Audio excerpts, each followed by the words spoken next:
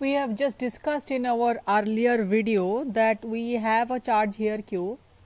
We take a little sphere here and the lines of force is crossing the sphere. This lines of force crosses the sphere, enters the sphere here, making an angle 90 degree with the rim of the sphere. Exit is just like that, just like the same. That means this lines of forces are perpendicular to this sphere, and number of lines of force going inside is equal to the number of lines of forces going outside. So, net flux enclosed by this surface is equal to 0,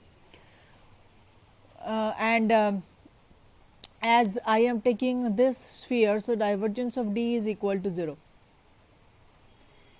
Now, what if I take this sphere not here, but here enclosing the origin itself. So, here at the origin the charge q is situated, and I have drawn a sphere of radius r enclosing the charge that is enclosing the origin. Now, I want to find out divergence of D, this quantity at the origin. What will I do? I will shrink the radius of the sphere, I will make r tends to 0, and eventually if I make r tends to 0, I can eventually find out divergence of D at the origin. So, this is the trick. Now, let us see what are the inconvenience we face if we do so. So, what we will do is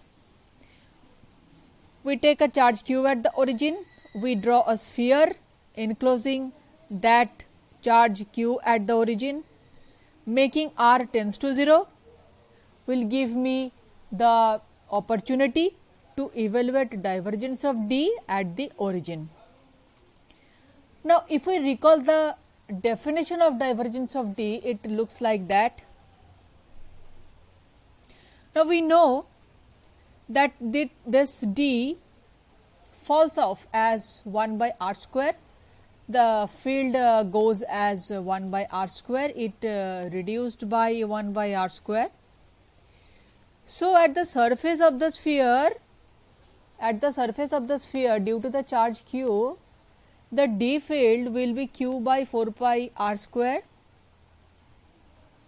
Now, if I want to evaluate this numerator, that is D dot ds, we have my D, and we need to keep in mind that this D field exists everywhere on the surface.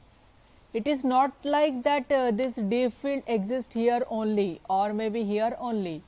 This D field exists at every point on the surface. So, we need to find out the surface area of the sphere, and then in order to find out this entire thing on the numerator, we need to do this. This is the D field and this is the surface area of the sphere. So, this is the total value of the numerator which we need to put here, and from this we can easily see that this D is nothing but not the D, the numerator, this numerator is nothing but q, which is constant. Now, what is delta V? V is just volume. So, for a surface of radius r, this volume is nothing but 4/3 pi r cube. If we now if we want to find out divergence of D at the origin, we need to make r tends to 0. Here at the definition delta V tends to 0, that means the volume of the sphere is shrinking. If we shrink the volume of the sphere, this is equivalent to saying that we are shrinking the radius of the sphere. So, these two are equivalent statements.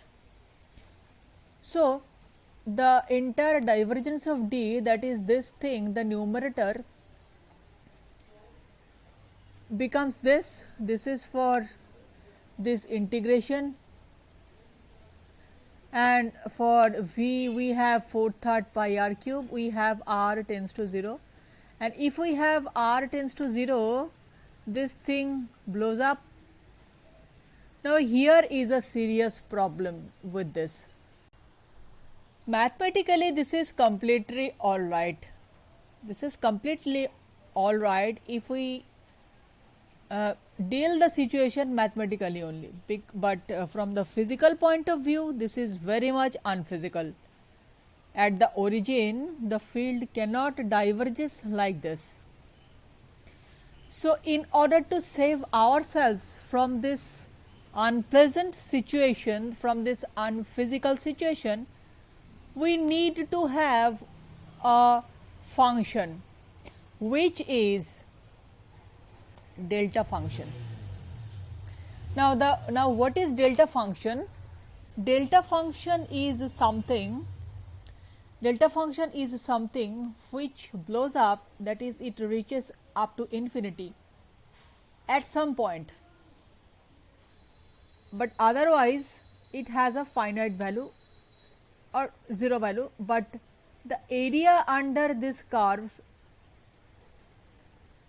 surrounding this point of divergence is not infinity. This area under the curve at the point where the function diverges, this area is very much finite, and this is the definition of the delta function. Here at x equal to 0, this function, the value of the function diverges, but the area under this is not diverging, it is having a finite value. So, delta function is such a function which when we approach the point of divergence, its width starts decreasing, but as we can see here, its width starts decreasing, but its height starts increasing, that is, its amplitude starts increasing as we approach this point of divergence, and the width shrinks. So, now if we want to evaluate divergence of D at the origin, we need to have this instead of q by 4 pi r square alone, because if we just leave it q by 4 pi r square, then it will diverges at r tends to 0, that is at the origin. And what is the significance of this thing? I mean the divergence of D equal to this thing.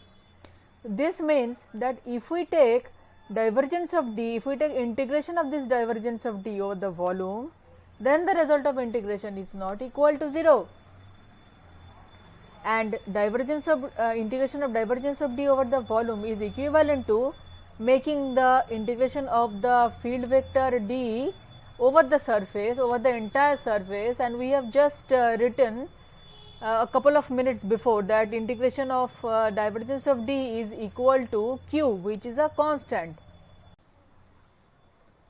So, now at the origin, divergence of D does not blow up, but at I mean because of the presence of this delta function, this divergence becomes 0 for any other point except origin. So, what we have discussed here is we have a point charge at the origin, and field of that charge varies as 1 by r square. So, if we take a sphere of radius r